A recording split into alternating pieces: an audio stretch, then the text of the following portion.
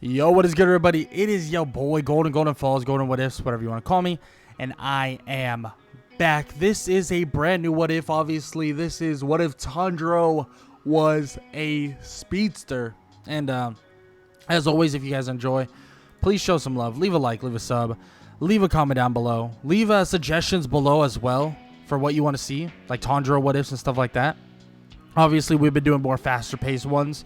So they are all one-shots. So if you guys enjoy, please show some love, like I said. Now, with that said, check the links in the description, Discord, Spotify, all that good stuff. And I don't want to waste much more of your time because I want to get right into it. So let's get it. For starters, this version of Tanjiro Kamado is quite a bit different. And the main reason why he's different is because of his powers that he gets granted. Now, you might be like, oh, well, how is he going to get his powers in the first place, these speedster powers? And, well, let's just keep it simple, and, well, as simple as you can get it, and have him get struck by lightning. Yeah, when he's around maybe 12 years old, maybe a little bit younger, he gets struck by lightning. And when he gets struck by lightning, it puts him out of commission for a while. They do everything they can in their possible power to basically make sure he's okay, save him to an extent, and stuff like that. But eventually he would wake up after about 6 months and he would be fine. Like, he would be genuinely fine. He'd be completely restored. But one thing he would be is extremely hungry. Now, they're like, what just happened? You got struck by lightning. Like, we saw you were basically in a coma for so long. We were afraid you would never wake up. But then out of nowhere, he did wake up. And that would shock his family. Like, completely shock him. Like, they would be like, whoa, this is not something we thought would end up happening, especially with everything that was going on. They didn't think Tundro would even wake up. But when he did, he started showing signs of being completely different. His ability to actually be fast and having super speed is the biggest thing that they end up seeing. And Tundro starts utilizing this super speed for various things around the house and various things, you know, helping out. And he starts learning how to utilize it over the years. But one thing he did realize, or does realize, is he needs to have a lot of food. Like, he is always hungry. He needs food all the time. And frankly, they just need to feed him a lot, like a lot of food. And yeah, that's what he starts doing. He starts eating a ton of food. Like, we're talking, like, they would get him food all the time, every time, and just get as much as possible in terms of, like, you know, legitimately getting him to, you know, be okay and, like, you know, have it, like, you know, the nutrients and stuff like that. And that's exactly what they do for Tundro. And that's exactly what happens. Like, he gets the nutrients that he needs over the course of multiple years, and they feed him a lot. But in all honesty, he has to really make up for all that food by making them a good amount of money. And as a speedster, someone who's pretty quick, he can do quite a bit. Like, he's able to do quite a bit. So at the end of the day, that's exactly what he figures out how to do, is to make his family money.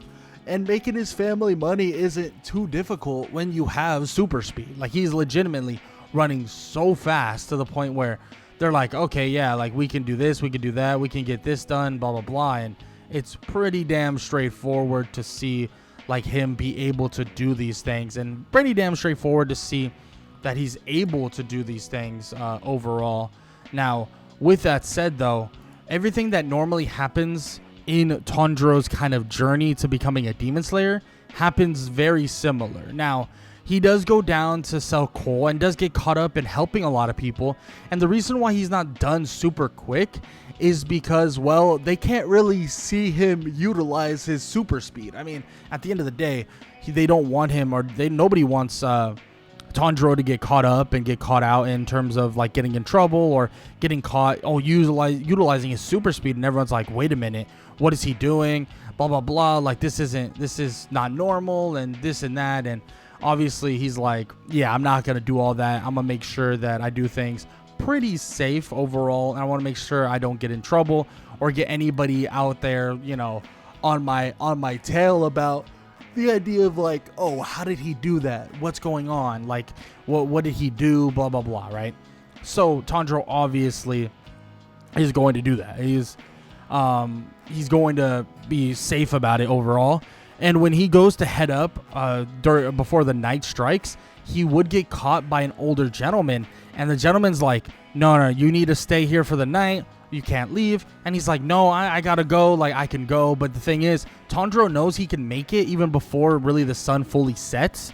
But he doesn't know. Like, the older man doesn't know. So this would force Tundro to stay at his home like the same way that he normally would, and then lead him to finding his sister Nezuko, the only one alive in his family.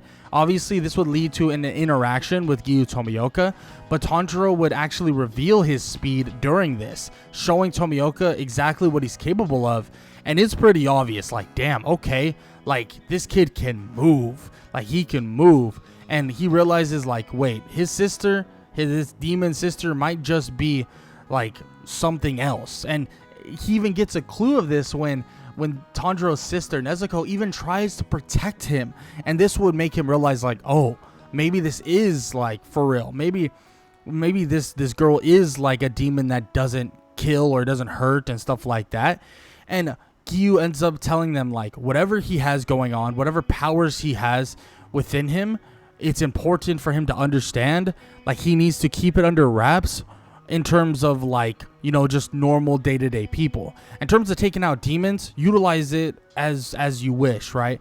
And he says this straight up, like, you need to become a demon slayer to stop not only your sister eventually, if need be, but also kind of put forth your best effort to making sure that your family's, like, name isn't skewered. Like, we can stop Muzan and blah blah blah.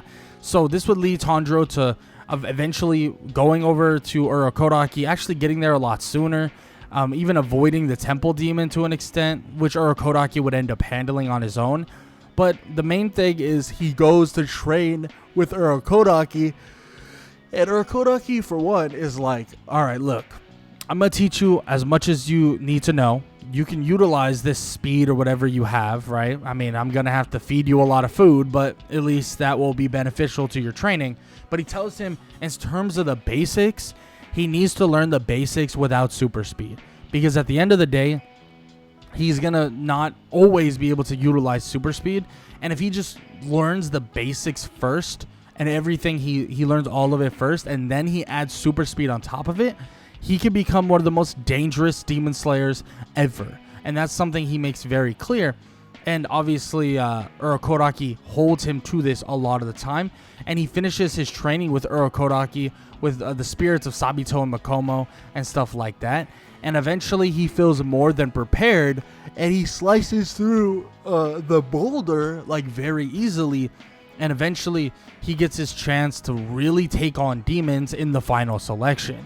But the final selection, I mean, he slays every demon here. He utilizes his super speed to literally super speed everywhere in the forest and slay every demon in sight. And before you know it, in a matter of hours, maybe even less, all the demons are done. They're put in the dirt, in the dust, and completely finished. And that right there is like, whoa, this is crazy. Like, I can't even believe this just happened. Because, well, let's be honest, like, nobody would expect every single demon to be slayed here. And nobody would expect every demon just to be, you know, X-nayed. And when all the demon slayers go through, even the proctors of, like, that final selection are surprised. They're like, whoa, what the hell is going on? Like, how did everybody survive? Like, well, what is even happening? Obviously, Tundro would get his Nichiren ore, stop, you know, the one and only Genya from doing what he does, where he's like a bully, you know, I'm gonna smash this little person's head in, which that's not okay. Tundro handles business there and is already off with Urokodaki and would be just preparing to go on his first mission as a demon slayer. But all these missions for Tundro, it would be a lot easier, like quite a bit easier. Now, in fact, Tundro would obviously, you know, do his normal thing, get his sword and stuff like that. And it would be revealed that his sword actually is like a black sword, but it also has kind of this odd, like, blue and yellow lightning tint to it, which they're very confused about why this is the case. Urokodaki not as much, but obviously the other person, the Swordsmith, is pretty confused. Like, he's like, well, I don't get it. Like, why does his sword do that? Like, I don't understand why his sword would even do that when he's just, you know, some normal demon slayer. Like, it doesn't make sense. But Urokodaki kind of like, you know, waves this off. Like, he's not thinking about it. He's like, yeah, I don't know. Like, that's pretty crazy, right? Like, I have no idea. Like, it could be a multitude of things. It could be this. It could be that. But obviously, he knows to an extent why it's like that, but he's not going to just give off the idea, and he's not going to tell anybody or just anybody like this idea of what's happening and what's going on. So he kind of puts that on the back burner, at least for now. And obviously this does lead to Tundro kind of going off on his own mission, which would be his first mission would be the Swamp Demon, which, by the way, the Swamp Demon would be nothing for this version of Tanjiro. Tanjiro would be able to speed blitz him before he would even be able to react, slice his neck off, and before you know it, Tanjiro is learning new ways to utilize his Speedster powers, the gift from the lightning bolt, with his sword as well. Because he's thought about this too. His ability to, like, you know, move very, very fast can also inflict massive damage with his sword, making his sword essentially even sharper. Now, it's not necessarily sharper, it's just that the speed leads to force, and his sword itself needs to be really conditioned for his ability to utilize speed. So yeah, his sword itself is going to break from time to time, but at least right now it's a-okay. Now, before all that is, you know, after he defeats the Swamp Demon, helps out the village where he can, and then heads off to the city that never sleeps, Muzan's first encounter with him would go very similar, but Muzan would also be very skeptical about why Tanjiro is so confident. Like, he'd be like, why is this kid so confident in the face of me? He knows, like, he can tell, he can smell how strong I am, so how powerful I am. It's obvious that he has some recollection, but it seems like his confidence is unwavering. It seems like he's genuinely like, yeah, I can beat you right here, right now. But Muzan also sees something within the kid. Like, he seems different. Like, he seems like really, really fidgety. Like, he seems like he's willing to just go right now, as if no one's going to see him. And he doesn't know how to handle this, but he would then quickly kind of make a demon. But as that demon is created, Tundro would slice its head off without anybody else being able to see it, and Tundro would just stand there as if nothing happened. And Muzan would be in shock. How the hell did he do that? In which he would leave, obviously, getting kind of, you know, the same distraction idea that happens. But he would leave and would immediately wonder, like, how the hell did Tundro even do that? And this would lead him to, obviously, or Tundro meeting Lady Tamayao and Yushiro, talking to them about curing Nezuko and stuff like that. But Tundro also talks to them about, you know, various other things and stuff like that. But once Yahaba and Suzumaru would show up, I mean, this fight would be so quick that you wouldn't even have to think about it. And this is when Lady Tamayao and Yushiro would learn that Tundro has some insane speed, like something that they've never even heard of, they've never seen before. But they tell him, like, whatever is pumping through his veins is something different and might be truly the cure to getting rid of Muzan forever. And they tell him too, like, you also might have the cure within your own blood to, like, cure your sister as well, or at least help with the cure of your sister, which they do take some of his blood. But he tells them, like, don't use that blood for any you know, mischievous acts. But obviously Yushiro would get upset about this, like, oh, we would never do that, why would you ever accuse us? But at the same time, Lady Tamayao would be like, no, I understand why you would say those things, I get it, so I want you to know that won't happen. I promise you, right? Like, I promise that won't happen. We'll make sure of it, and we'll make sure excuse me, sorry about that. We'll make sure that you know, it doesn't do anything bad, and we're only utilizing it for the proper good. Now, she does tell Tundro, that, like, okay, look, this is what you have to understand as well, though, is that we also need blood of the 12 Kizuki. We don't know how much, but we do need blood from higher ranking demons. And that's something that Tundro's gonna have to get done as well. And he's thinking to himself, well, any chance I get, I'm going to take it. I'm going to get any blood I can. And well, when he runs into Zenitsu not too long after that, he would tell Zenitsu, like, we gotta go. Like, we got stuff to do. We got things to do, blah, blah, blah. And eventually would run into a mansion of some sorts, which Tanjiro would tell Zenitsu, I mean, he can stay out here if he wants, but he would recommend they go in together, but just try to, you know, just pay attention so that you don't get hurt. In which Tanjiro would go into the mansion, and Zenitsu would, like, be kind of figuring out, like, oh, do I really want to go in? Do I not want to go in? Blah, blah, blah. But before you know it, Tanjiro would speed blitz through there, like, super fast, dashing and slashing all through it at insane speeds, hundreds of miles per hour, and it would be done in the dust just like that. Even the demons within there, including Kyogai, would have no way of reacting to Tanjiro's speed. I mean, his speed is ridiculous, especially in comparison to like these demons. Like, these demons aren't nothing compared to like adding speed to Tanjiro. And with a combination of like a breathing style and a combination of all this other stuff, allows for Tanjiro to be even more efficient, even faster, and even better, really. And that's what allows Tanjiro to defeat all these demons, get all the blood he needs from them. But as he's walking out, he would immediately be kind of he would immediately hear like a sound coming from the outside. He would run out there to see this boar-headed guy attacking Zenitsu, as Zenitsu is protecting this box, or obviously Tanjiro's box, in which Tanjiro's like, what the hell is going on? Like, so he tries to shut this down very quickly. Like, he's like, hey, yo, get off of him. Like, what are you doing? So Tanjiro immediately just goes into a fight with Inosuke, and they start clashing. They start going at it. And obviously Tanjiro's like, yeah, no, I'm not going to just let this all happen. I'm not going to let you just freaking hurt this guy for no reason. So he shuts it down. I mean, Tanjiro makes him look very weak, but Tanjiro's just using his super speed in a way of like just dodging and finding openings and punching him.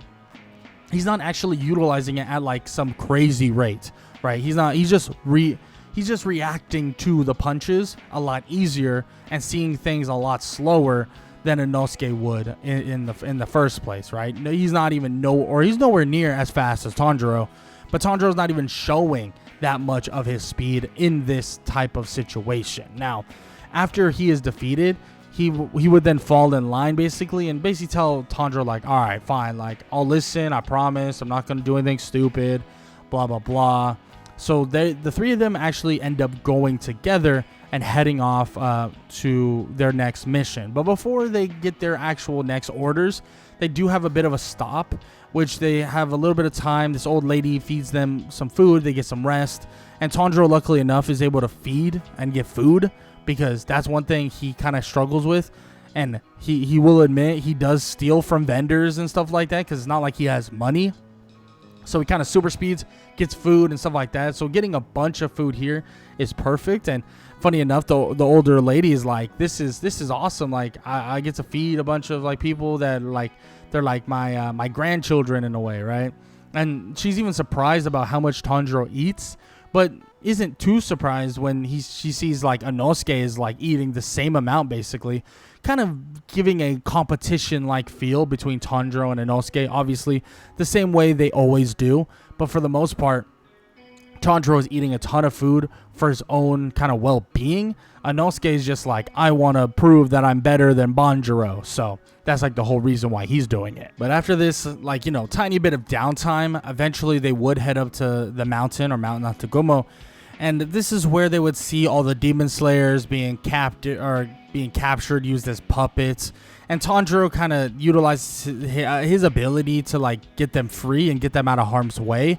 So luckily he can actually save a lot of these demon slayers here and get them out of there. And then he would come right back to help Inosuke clean up the mess and honestly defeat a lot of these demons pretty quickly. But there's one person that's watching, and that's Rui.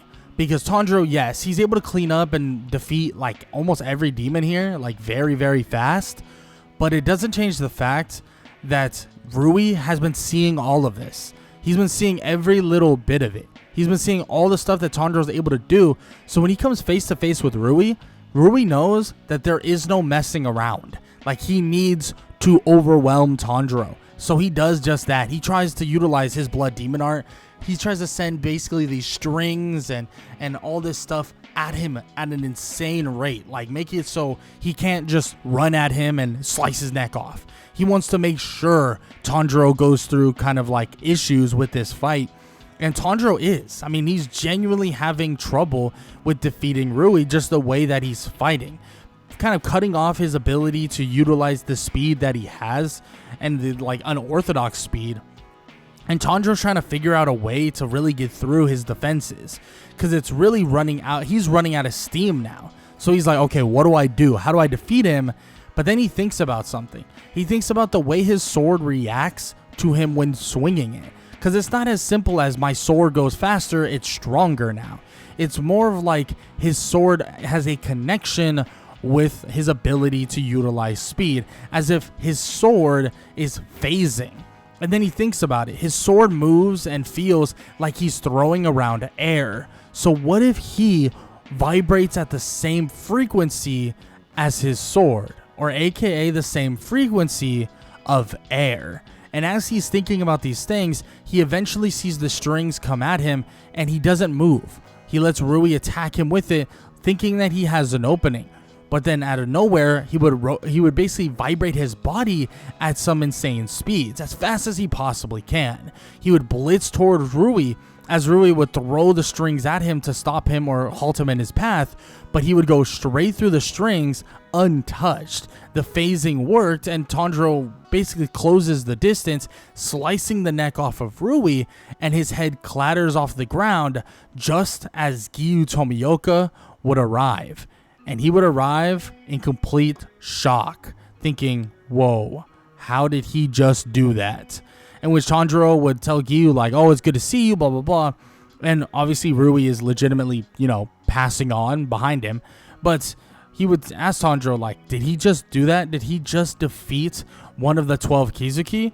In which he's like, oh, I guess so. Oh, I need to get blood from him. And run over, gets the blood and stuff like that. And obviously the whole situation with Shinobu and Kanao, that still happens. But Tanjiro can defend himself a lot better.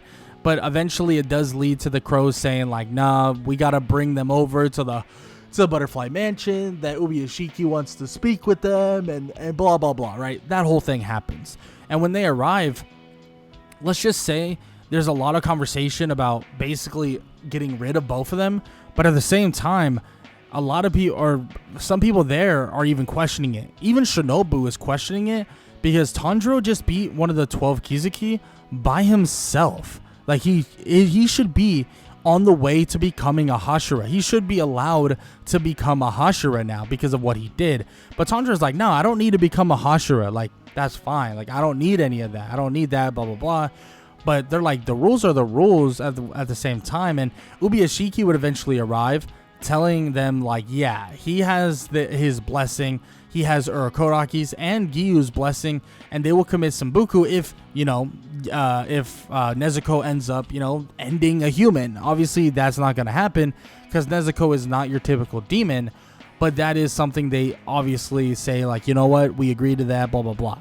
Now, this would lead to Tanjiro kind of being told, like, technically you could become a Hashira now because of whatever. And Tanjiro's like, okay, but what does that even entail? Like, I'm a Hashira now. Okay, cool. But I mean, no disrespect, but I don't know what that means. Like, I don't know what that is. What do I become? And he says, like, I still have a long way to go. Like, I have a lot of training to do, blah, blah, blah. And Ubuyashiki says, like, you know what? You're right. But just know that you have that, like, you have the capabilities now of becoming a Hashira. So whenever you feel like you should be placed in that situation, we will, attest to that. And Tanjiro's like, oh, okay, sure. Like, that sounds good. Thank you very much. I'm honored, all that stuff.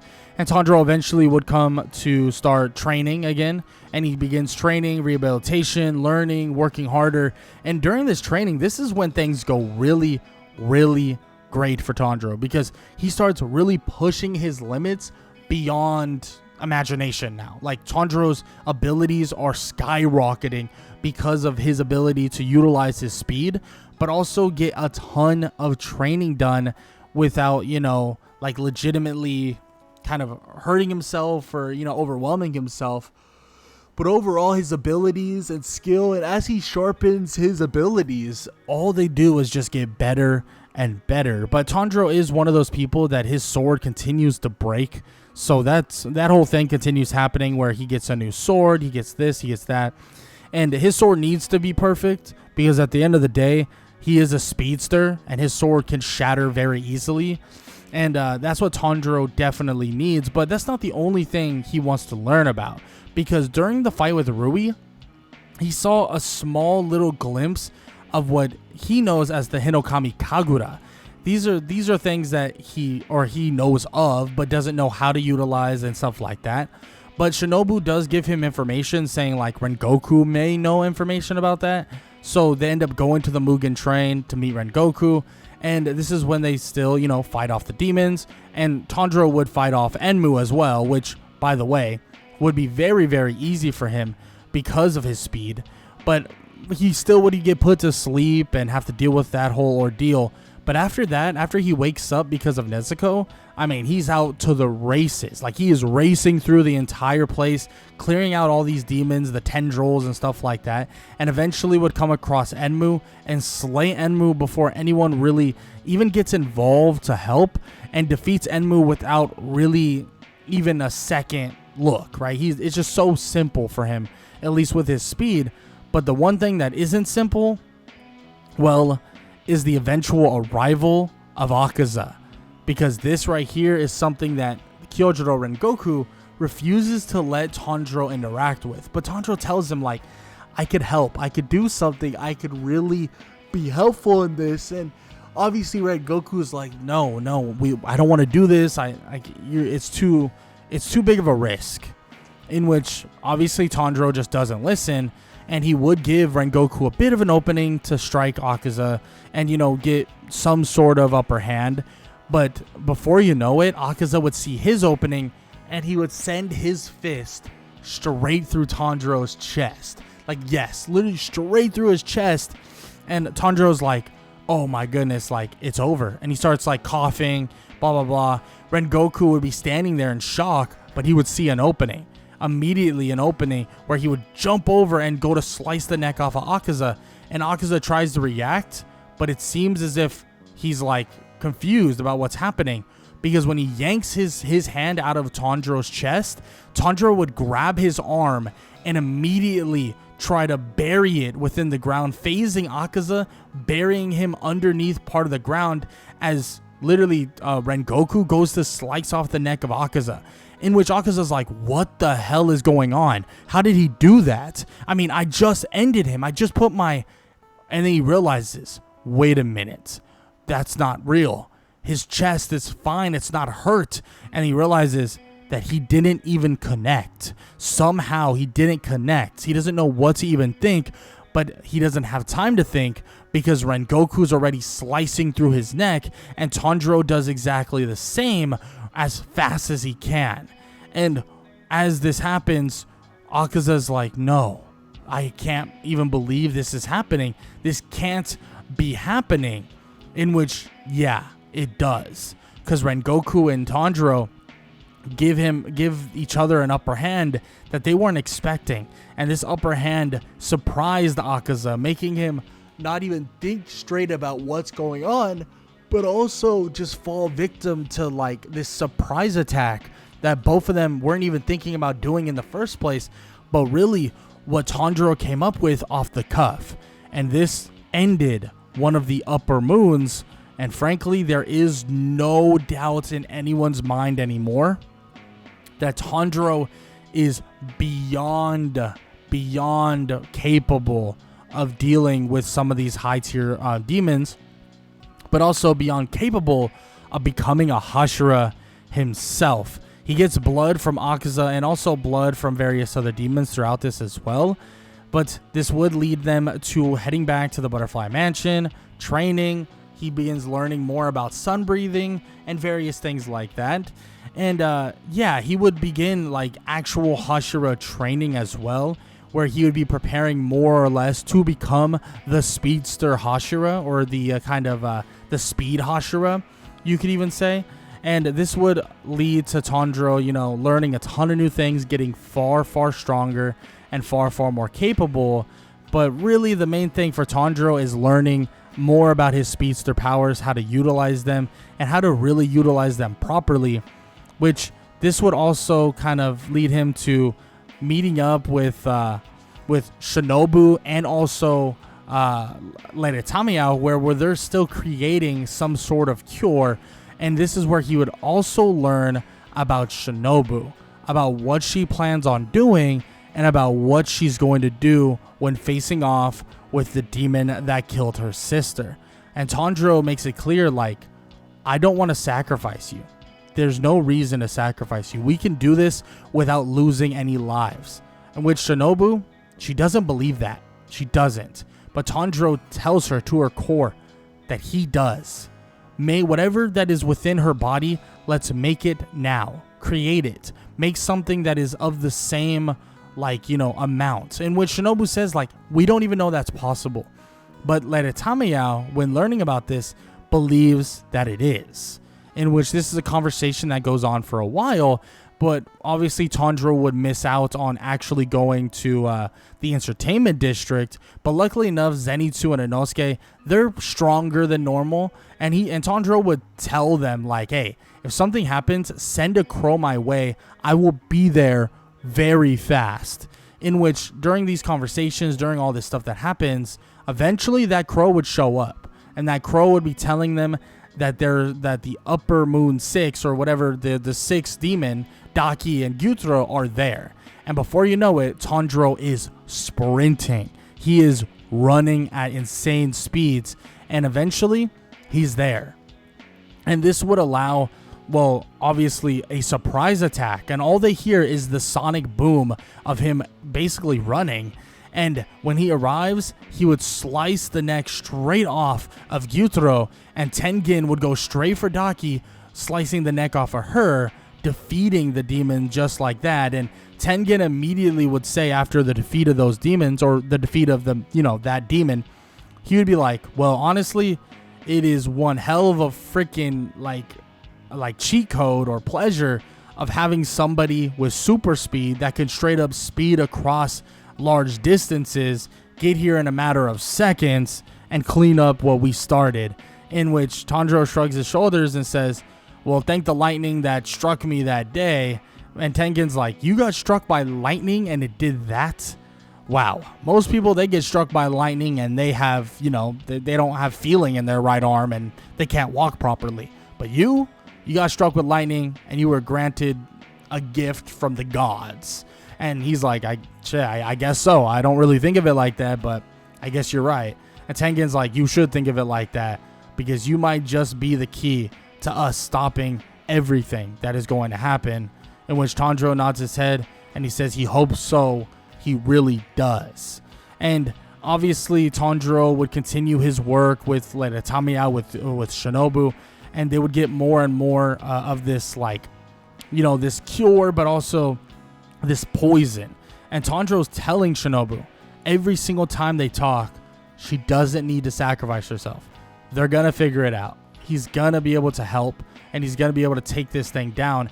But Shinobu knows that the only way to guarantee that this demon doesn't win is to sacrifice herself. But Tundro, he doesn't want to see somebody he cares about lose their life. And he also knows that she's very important to Kanao, very important to everybody else here, and he wants to make sure that that is their last case scenario, right? The last thing they can do. And as this is all unfolding, as Tundro is, preparing to basically get the cure ready and stuff like that, and all this other stuff, he would decide to actually go to the Swordsmith's village to get some extra training, to get some extra preparation, and also, kind of figure some things out. Also get a more durable sword, which he does get yelled at about breaking all his swords. But at the same time, he does know, it's because of his speedster powers more than anything. It's not because he's like utilizing the sword incorrectly and stuff like that. It's just because of how fast he runs. But at the same time, he tells them like, look, I need a new sword. I'm sorry, blah, blah, blah, and stuff like that. But obviously, this would lead them to having a fight here against Gyoko and Hantengu. And this fight, I mean, you could assume it goes pretty similar to normal. I mean, Tundro does have a lot more effect on the battlefield, but Hantengu has so many versions of himself that it's a lot of like it's like a stall factor in a way, right? But it's kind of stalling in the wrong way for them, because it's stalling until sunrise, and eventually they would be defeated, but sunrise would peak and Nezuko would be out in the open, and Tundro would go to speed her out of there. But as he's about to, he realizes that Nezuko isn't burning. And as he realizes this, he also realizes that things are now going to change forever, because this is so different. This is so like beyond different than they could imagine. And he now knows that things are going to flip on its head drastically, because Muzan, he's coming for Nezuko. Now, with that said, the Hashira do have a training session, right? They have the whole Hashira training. Tundro is even like helping with this training. Like he's training as well, but he's helping as well. He is a Hashira, right? The speed Hashira, or the speedster Hashira. So obviously he's going to have to help train other people as well. But this would lead him to learning, getting better, getting stronger, yada, yada, yada, all that good stuff. But eventually the Infinity Castle would ensue, and the moment everybody has been waiting for is really going to come to fruition. Does Shinobu sacrifice herself to defeat Doma? Because initially, Shinobu and Tanjiro stand side by side to face off with Doma, and Tundro tells Doma that today is the last day. The last day that his smirk is happy for whatever disgusting acts he goes through. And guess what? Today, he will fall. In which Tundro would begin speed blitzing him, overwhelming Doma to an extent. But his kind of abilities, Doma's abilities to like kind of utilize so much like ice abilities and other various things as well, makes it very difficult for Tundro to even stay on his feet. I mean, yes, he's able to kind of do certain things, but overall, he's like, damn, what is going on? Like, hey, I'm slipping, I'm sliding, I'm doing, this and that. So it's pretty difficult for Tundro. But at the same time, he knows that he just needs to do one thing, and he has it on him. His entire, like, everything. He has tons of vials of this poison on him. So when he gets close to Doma, he acts like he slips and falls toward Doma. Doma goes to grab him, but as he does, Tundro would begin to phase. And as he phases, he would drop off all these vials within Doma's body. And as he does this, they shatter within Doma, and Doma gets this whole rush of like all this poison and wisteria and all this stuff. And he's like, what the hell did you just do? And Tundro immediately would start overwhelming him with attacks. Doma is slower, weaker, and all the above. And Shinobu sees this as well and immediately would attack too, stabbing and slashing at him, getting even more poison into his system. And as this is happening and as all this is going down, Tanjiro is continuously attacking, continuously kind of fighting against Doma. And then obviously Kanao and then Inosuke would show up as well to just overwhelm Doma with the power that they have, the strength and skills that they incurred. And it seems like Shinobu, well, she doesn't have to die here. And as the lightning would strike once again, it seems as if lightning would go off somewhere else, seemingly where Zenitsu is, but it will also go off where Tanjiro is, as he slices through the neck of a weakened Doma, defeating him with Shinobu still alive and the rest of them standing tall. And it seems as if Tundro now has to turn his attention to other demons. But his attention would be skewered when he would know something else, when he would see someone else, and when he would go straight for him, because he would immediately dive toward Muzan, and the fights would ensue. A speedster versus the king of pop. I mean, the king of all demons would be incredible. They would go back and forth, and the speedster alone would allow him to outpace Muzan, making Muzan like disorientated, making him like absolutely losing his head, thinking and struggling to hit him. But with also the poison that Lady Tamiya put in his body, and Tundro also just flat out overwhelming Muzan.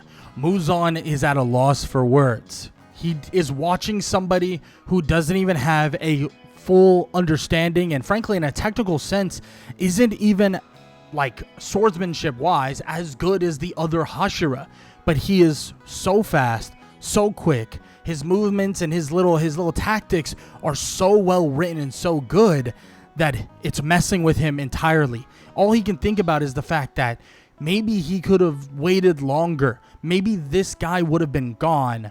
But at the end of the day, Muzan realizes that he has one singular aspect, one singular idea, and that is to take Tundro over, believing that not only will he conquer the sun, but he'll be granted the super speed, wherever it comes from, the speedster powers of Tanjiro Kamado. And what he does is he tries to absorb Tundro, tries to do something, tries to turn him into a different version of himself. But Tundro, well, let's just say he begins to feel the effects of being a demon, feeling everything go through his body, but all the poison, all the stuff he's been working with and the antidote itself, well, it would basically stream through his blood and interact with him so quickly that the idea of becoming a demon would be poofed into nothingness in a matter of seconds.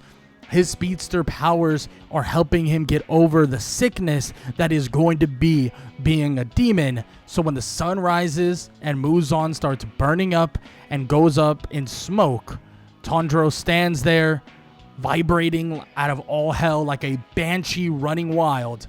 And he's standing there in front of a dusted Muzan, and he looks at everybody else and he asks them if they have food because he's really hungry.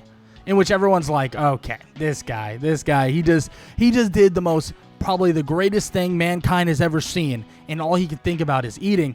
But to be fair, he was using his super speed the entire night, and he is starving and feels like he's going to fall over and croak over, and he says that he's dead serious about it as he walks a couple more steps, and someone has to catch him as he legitimately faints because of, the lack of food and the lack of energy.